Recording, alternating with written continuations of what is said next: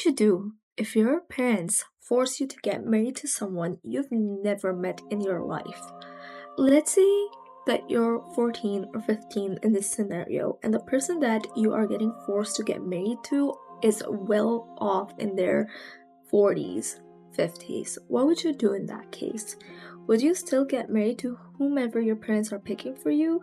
Or would you, my personal favorite, I used to always imagine that I would be in this scenario because my parents would say I would be in, and I would outright at front of the imam and everyone saying, "No, I don't accept him as my husband." And then my parents would have to deal with it because why did you put me in this situation? A lot of people think if they're gonna be in this situation, they're gonna try to run away, which some people do, but running away also requires a lot of resources. And if you don't have those resources, you have to come back to your family, but at that point you're abandoned and shunned by your family, so it's a risk. A lot of people don't want to take that risk, so they end up getting married to these guys that their parents have chosen for them that are so much older than them. Now, forced marriages still do happen in a lot of countries and a lot of cultures. Forced marriages should not be confused with arranged marriage. Arranged is more of something that is done by the consent of the individuals, but forced is when there is no consent granted and still it takes place. A lot of times the reason why the families force marry off their kids is just because they believe in connecting families, and also that way they can get more hands on properties, can gain more. So losing a child in this scenario to a forced marriage does not come off as a very serious thing. I don't know what else to say. Yeah, and it does happen in a lot of places. Let's get into the history. I'll be looking at my laptop here because I do have notes, so if I'm looking away just now, I'm just waiting. The concept had started to protect a girl's purity. So that means the younger the girl would be, the more pure she would be, therefore more protection, therefore getting her married when she's really young. That's one way to do it, yes. And then all of that started to change after a 11-year-old was forcefully married off to this guy that was twice her age. And because she was just 11, he had raped her and she died in that process because she was way too young. And since that took place in British India, there was a new act that had changed the ways forced marriages would be conducted. The new act was now that the act had taken place now in 1891, which had changed the age of marriage consent from 10 to 12, 14 for girls, and 18 for boys. From 1929 till 1978, that was the age of consent in India, Bangladesh, and Pakistan, where girls could be married off at the age of 14 because now it's legal, and the boys age of 18 until late 20th century. That's when India had changed the legal marriage age from 14 for girls to 18 now, and from 18 for boys to 21. A lot of countries still do marry their girls off a lot younger. 14 be it 9. There are a lot of stories and even movies on it, but now let's get into the global overview. 8 out of 10 countries with highest rates globally are in sub-Saharan Africa, 31%. While in South Asia, rates are dropping fast. Population size means this region holds the largest absolute number, which is 26%. And in Oceania, which is Australia, New Zealand, is 25% highly persistent in rural and isolated island communities. Then we have Latin America and Caribbean, on 18%. The progress has stagnated here. Numbers have remained mostly flat for 25 years. Then we have Middle East and North Africa, which is just 15%, heavily spiked in recent years within conflict zone and refugee population. Nigeria is the highest ranking place for child forced marriage in the world, with roughly 76% of girls married before the age of 18. Then we have Central Africa, Republic, and Chad. Both hover around 61%. We have Mali that has reached roughly 54%. Then we have Bangladesh, that is the highest prevalence rate in South Asia, with over 50% of young women affected. India accounts for one-third of all child brides globally. Roughly 14 million women aged 20 to 24 were married as minors. That's a lot. However, you should also note it has dropped significantly in last decade. We have Nigeria and Ethiopia. Both countries have over 2 million individuals currently affected by practice due to combination of high population growth and slow legal enforcement. Now, I would also like to talk about Ala Kaju. I don't know if I'm saying that right or not. It is a practice carried in Kyrgyzstan. I think I said Kyrgyzstan. Good. Okay, I'm gonna just read off what I know based off this Reddit comment. And apparently it is. I've tried to search other websites. It is verified. So I'm just gonna read off this comment. In one model of bride kidnapping present in Kyrgyzstan, the young man decides he wishes to marry and asks his parent to pick him out a suitable bride, or is told by his parents that it is time he settled down and that they have found someone of the right background and attributes. In this sense, it may be similar to arranged marriage, although the arranging is only done by one side.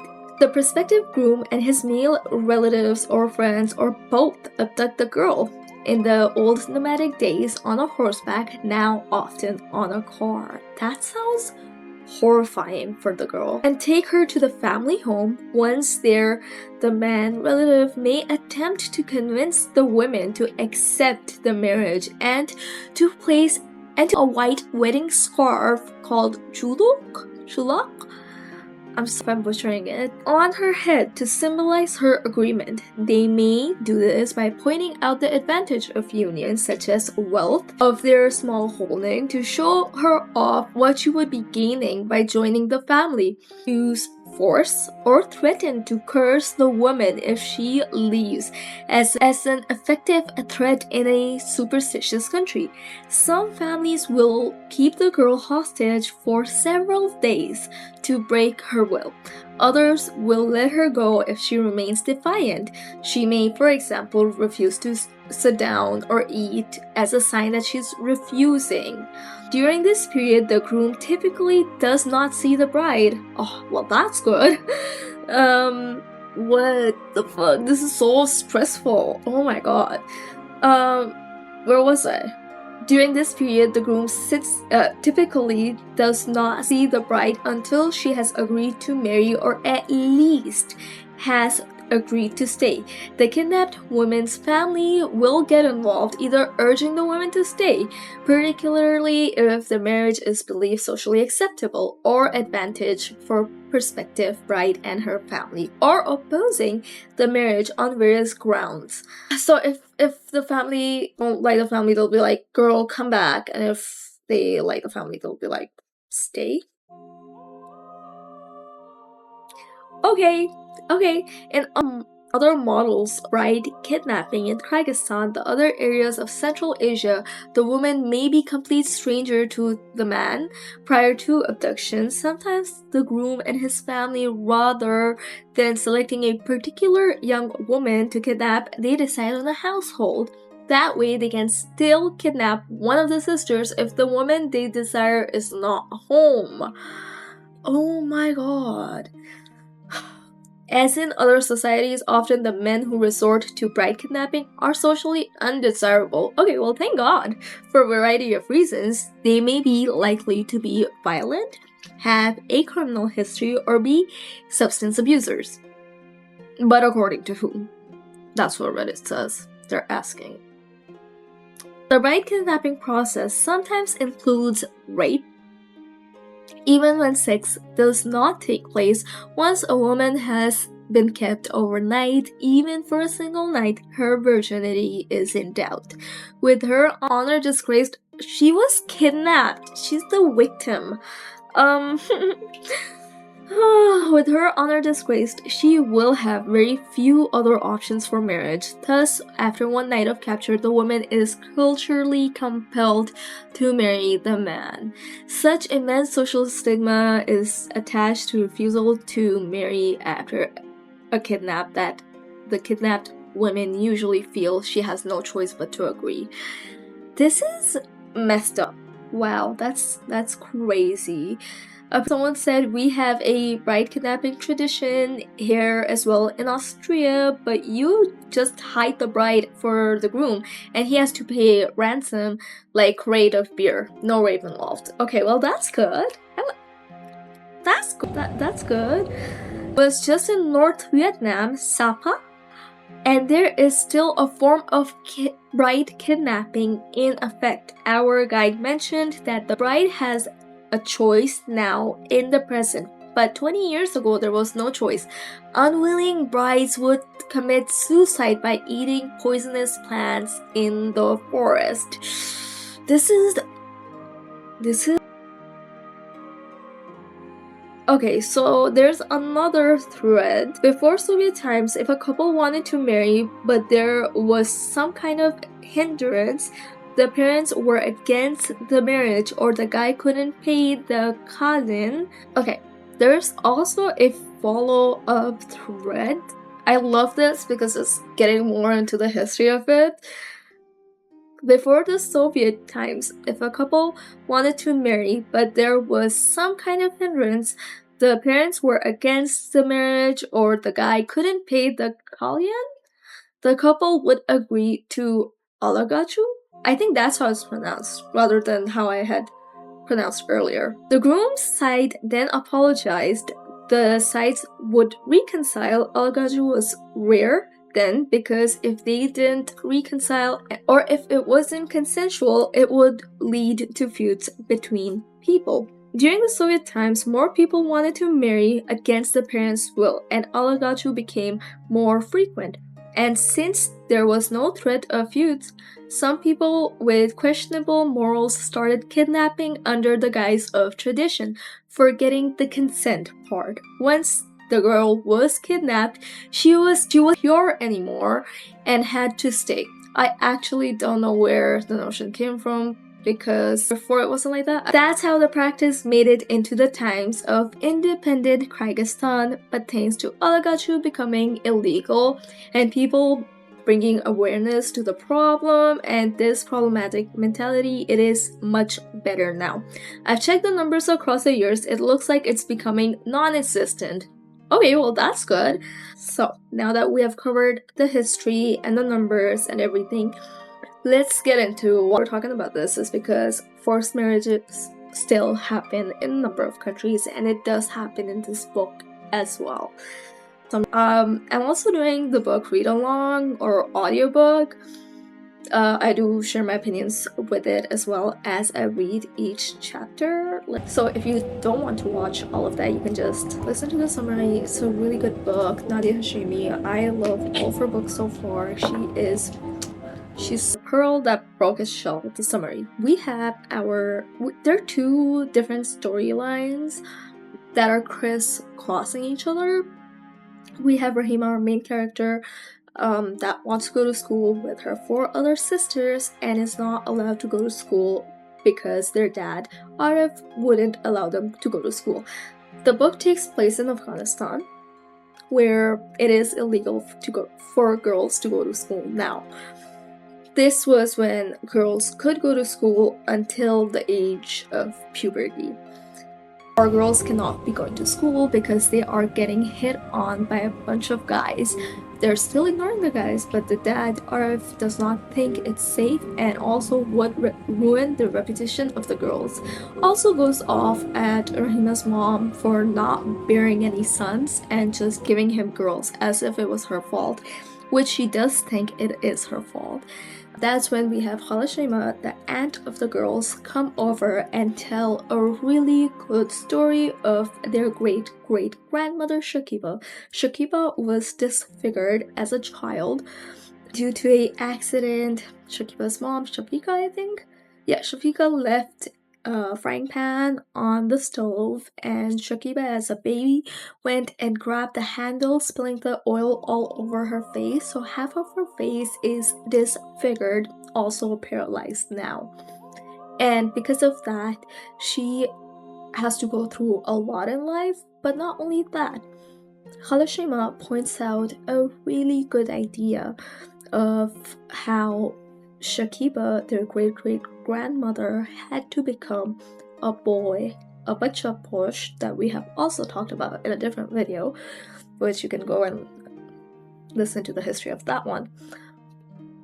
She had to become bacha posh to be able to live her life to whatever is considered normal. So that idea sounds really good in Rahima's situation because Arif Jan, their dad, is also a drug addict. He is addicted to opium. Arif is a drug addict. He had background in being a soldier and now he's working for a warlord because that's all he knows how to do, just carry a gun and kill.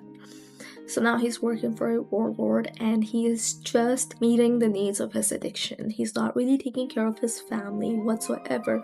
And sometimes at Rahima's house there is not even food available anymore because Arif forgets to bring food home. So turning Rahima into a boy sounds like a really good idea, as Rahima will be able to go to school of however long she could, and also she could grab groceries so her family does not go hungry anymore. So as that's happening, her dad obviously doesn't agree to it, and Raisa still can't do much about it, but she has no choice but to turn her daughter into a boy. And Rahima is starting to have fun, she's starting to go to school, she's hanging out with boys her age, she's going and getting groceries, everything seems so good. But as one of these days she's going to grab groceries, this warlord in his 40s catches a glimpse of Rahima and is now interested in Rahima. And Rahima is going to school and hanging out with the boys her age because she's also a boy to everyone's knowledge. She develops a little crush on one of her guy friends and they're playing fight, and Rahima's mom catches them playing fight, and Rahima's mom, Raisa, goes off at her really mad and upset and brings Rahima home with her. Throughout the timeline of Rahima being a boy, Rahima's not called Rahima, she's called Rahim, and they're still treating her as a boy, but the mom comes home and scolds her and also slaps her and starves her for a day. Arif, in his very high state, asks Rahim, "What's the matter? Why does he look so sad?" And Rahim shares the fact that he hasn't ate all day. And because Arif is now in very high state, also has forgotten the fact that this is his daughter, not his son, he gets very upset at his wife, Raisa, for starving their son and starts to beat Raisa up. To what Raisa shares is that the girls are all grown up. That's all Raisa had to say for the dad to understand what was going on.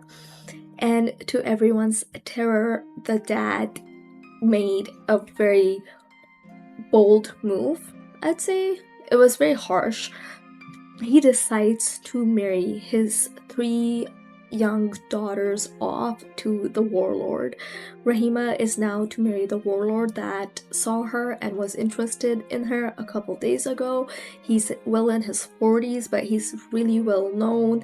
Comes over and asks for Rahima's hand in marriage. But then Arif says, I have 2 other daughters. I can't let this happen with my 2 other daughters older than her being home. To what the warlord says is, I have cousins that are also looking for a 3rd and 4th wife, and your older 2 daughters would be perfect. The older 2 daughters in question are just 13 and 14, and Rahima is just 11, I think, by now. And so all 3 of the sisters are getting married off one after another.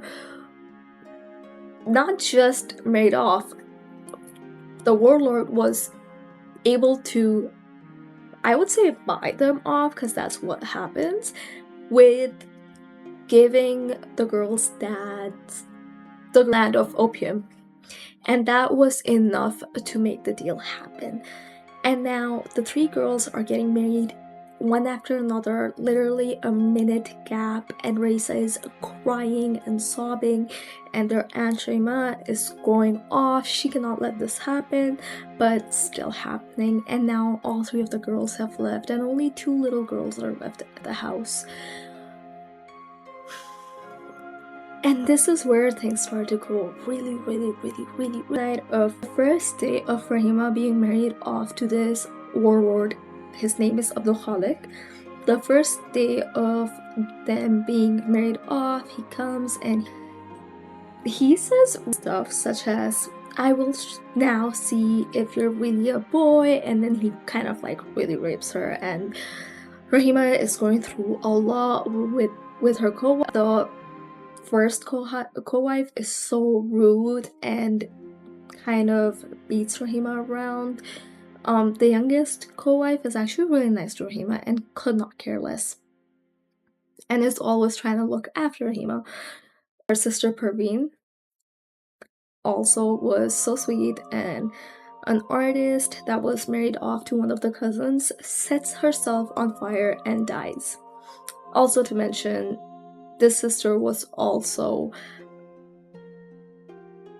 she had some issue with her leg. And the older sister that was always so nice and sweet, we don't know anything about her.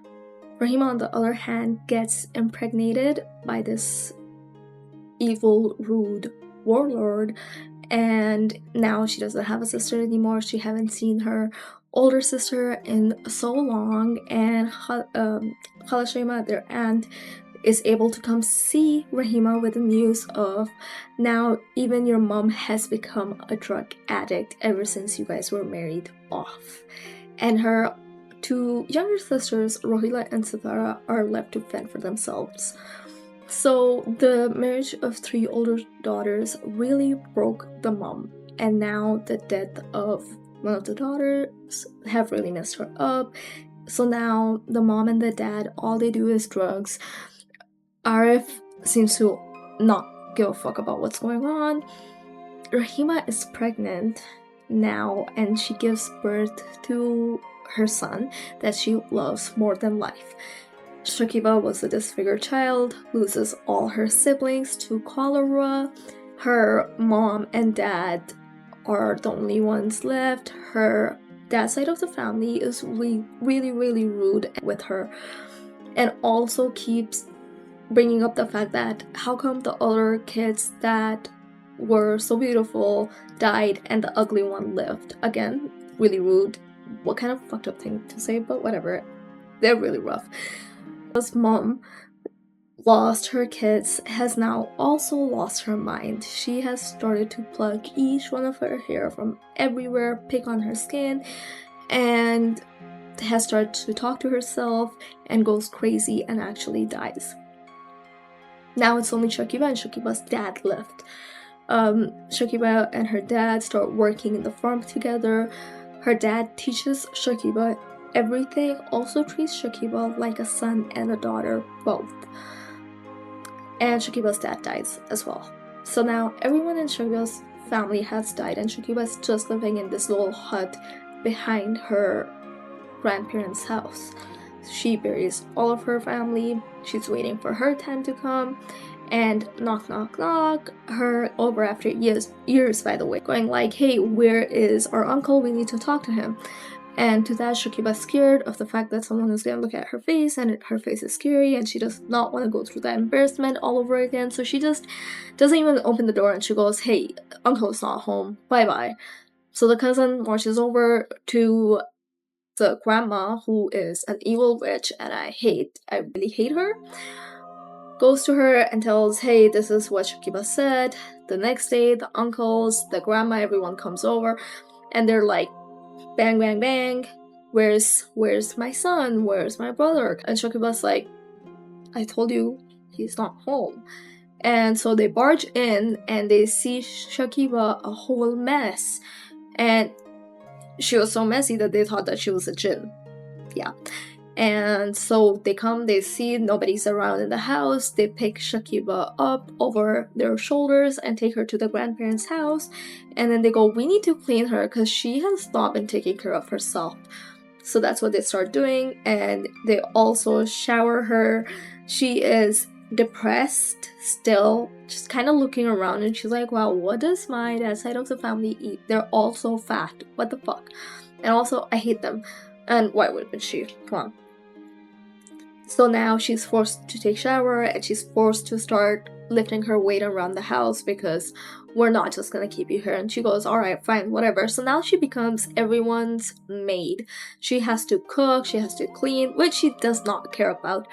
But not only that, now her uncles also want her to be doing their farm work. You see, because her dad had the best farm, best vegetable, would be bringing hella money home. But Shakiba's dad's brothers, her uncles, are horrible at farming. They suck. And then they're like, oh, you know what? Shakiba might know what to do. So let's get Shakiba to come and help us out.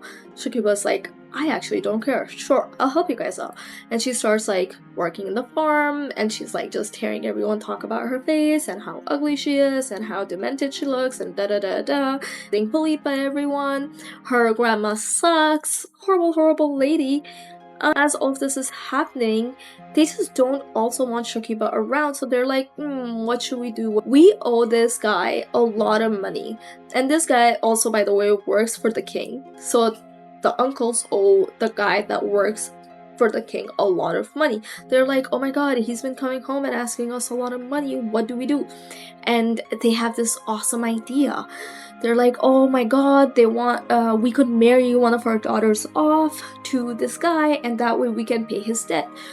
And then the other brothers are like, bro, like, what? Okay, you can marry off your daughter. Like, all three brothers are just fighting about the fact who's gonna be marrying whose daughter off.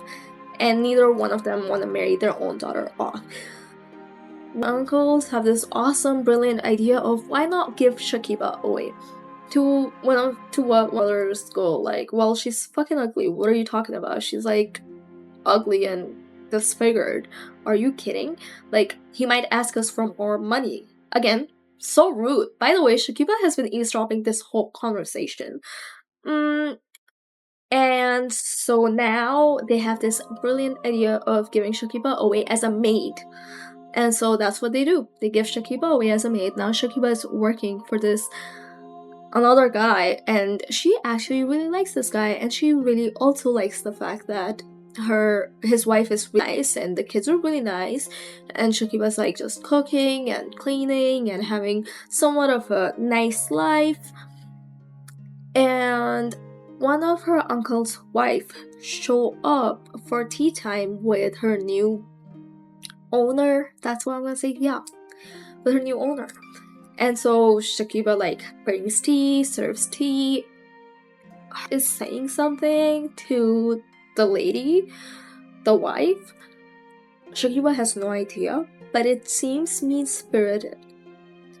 The fact that Shakiba is living a good life, her aunt cannot handle. Her aunt spread some rumors, and now the people that took Shakiba home no longer want her home. They actually think she's some sort of whore. And they're like, we need to kick her out. She's a grown woman. We have like a young boy around. She starts getting beaten up by the new people that had taken her home, and now they want her out. So they're like, what should we do about this whole situation? The guy, after he beats Shakiba up so bad, because also, gotta mention, Shakiba also found out the fact that she owned the land that her dad had, and she was able to find the paperwork. She tried to run off to one of the imams and show them like, hi, I own a land, I should be able to live on my own. But at this point she started getting beaten up by her new owner, yes, and by the imam as well. And then they take her home. And now they're like, we need to do something about her. We need to give her away. And they give her away to the king. The king has a harem, and the king does not want any male security guards around. So the king had this idea of turning women into boys and having them guard the women of the harem. Does that make sense? So Shakiba has now this awesome new job where she has to be a security guard for all these women in the harem, and which she doesn't mind actually. She is enjoying this quite a lot. She's enjoying this too much, and she's working as a boy. She's living her life. You know how like the aunt Halashima was telling how their great-great-grandmother was Chaposh, she was a boy? This is the part of the story. Yeah. So now Shakiba is kind of like doing her own thing, living her life, and she finds out about how one of the security guards was so pretty. Her parents actually gave her away to the king, and the king saw her and she's so gorgeous. Her name is Banafsha, and the king falls in love with her and makes her one of his concubines. Now she is no longer a security guard. Now she is one of the concubines that the king really does love. But the fact that the king wouldn't even have the guy male security guards around was so that none of his concubines would ever fall in love with anyone but the king. Even if they don't love the king, he just excessive about his concubines. One of the king's son, Amanullah's best friend, Banafsha, is having an affair with the king's son's best friend, and he's been coming in and out and also sleeping with Banafsha. And not only that, Shakiba gets framed for being on duty when the best friend would be coming and sleeping with Banafsha. That means that they would kill Shakiba, and not only would they kill Shakiba, they have to also stone the concubine, which happens. They stone the concubine to death, and now Shakiba is waiting for her trial, which she will also be killed. But to her surprise, she's not killed. She's married off to the best friend that the concubine was sleeping with, because turns out that he had said he was in love with Shakiba, and he's gonna marry Shakiba.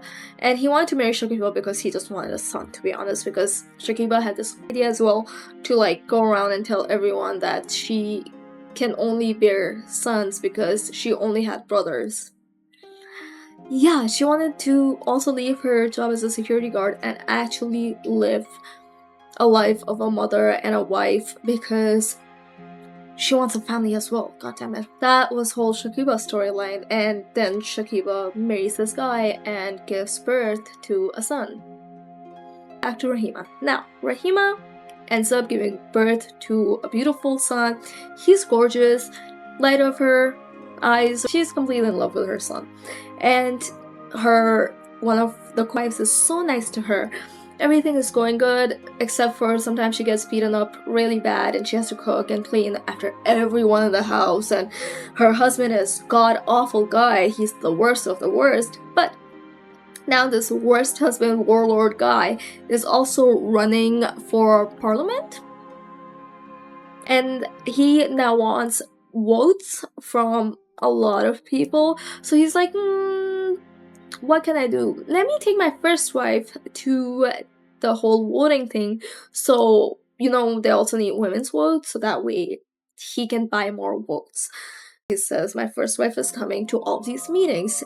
And Khalid Shaima goes to Rahima and goes, hey girl, you can like make use of that or else they're gonna kill you here.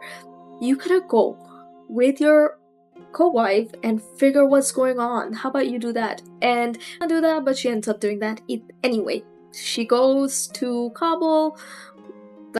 One of the co-wives is evil and mean, but still, Rahima is able to find two women that are so nice and complete opposite of the co-wives, and that's extreme mentality. If anything, they want women to be liberated, women to be able to study and fight for their rights.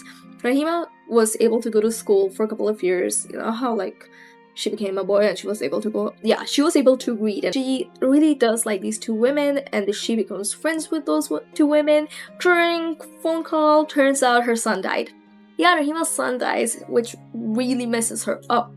But Rahima has been also hanging out with these two women that her husband would not allow her to, and her husband finds out that she's been going and hanging out with them after meetings, which means they will, like, the husband will beat Rahima up. But not only that, we find out that Rahima's husband, Abdul Khalik, now is in love with this new 14-year-old, and he wants to marry this new 14-year-old.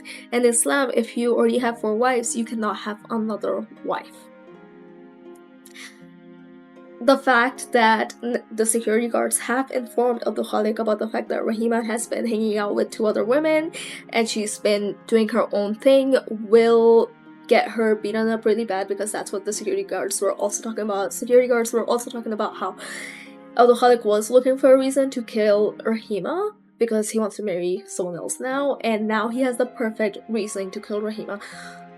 When Rahima hears all of this, she loses her mind, her heart drops, and she's like, what can I do? And since she's in Kabul for this important meeting, she was able to disguise as a guy, and she runs away. And she to those 2 women, and the internet that I didn't mention, where she would hang out with these girls. She runs away there, and people are able to help her, and that's the end of that. I didn't go through a lot of details because that's what I'm doing a read-along / audiobook for. If you really want to get in depth, maybe just listen to that, because I didn't have the energy to fit everything in this video. But what do we think? Do we like it? Do we not? Do we hate it? I don't know. Write in the comments below.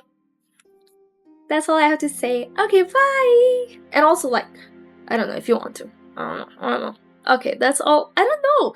Wait, I should be adding comments, right? I think like, subscribe, and comment. No, as in like I should be like, what do I think kind of stuff. But I think I've already done that. Have I not? Yeah, we do it simultaneously. Yeah, I think I've already like, I don't know, it was really heartbreaking, and I love the fact that Rahima runs away at the end. I have read this book 3 times now, and it has one of the things as well. If you like Khalid Hosseini, I would say this is the should read next. And all of Nadia Hashimi's books. There's another one I am dying to read right now, which is A House Without Windows, I believe. Yeah, I'm pretty sure it's House Without Windows. This one, I started like, wait, it is, yes, House Without Windows. That's my next read. And also, well, I'm also in midst of reading 2 books right now. The Burn